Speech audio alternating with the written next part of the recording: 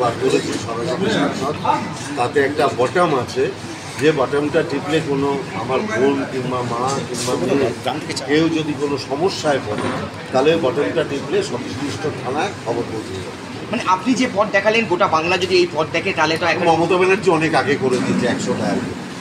আমি ব্যারাকপুরের জন্য একটা আলাদা করে, মমতা ব্যানার্জি এই পথ অনেকদিন আগে দেখিয়ে দিয়েছে।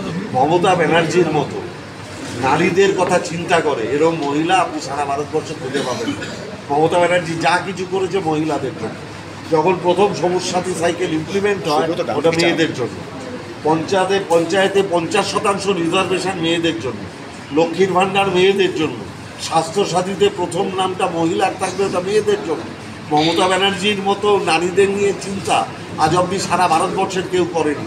তাই সাংসদে আইন না থাকলেও 11 জন হচ্ছে মহিলা সাংসদ, এটাই মমতা ব্যানার্জি বলছে। এটাকে স্কুল এবং কলেজে এটা নিয়ে একটা প্রচার করা হবে, স্কুল এবং বিশেষত মহিলা যে স্কুলগুলো রয়েছে। আগে তো আমি জাস্ট আজকে লঞ্চ করলাম, ওইটা এখনো আমি ইমপ্লিমেন্ট করতে পারিনি। আমি 1 মাস সময় চেয়েছি, বলেছি সবাই 1 মাস। আমি যখন আবার 10ই নভেম্বর বসবো, আপনি দেখবেন আমরা কী কী করব। কী কী সুবিধা থাকছে এই অ্যাপসের মধ্যে? মহিলারা কীভাবে? না অ্যাপসে হচ্ছে যে কোনো অভিযোগ মানুষ আমায় জানাতে পারে।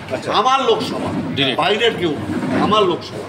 আমি সেটা সেগ্রিগেট করে সংশ্লিষ্ট প্রধান কিংবা চেয়ারম্যানকে দিয়ে সমস্যা সমাধান করার চেষ্টা করি। সরাসরি সাংসদ।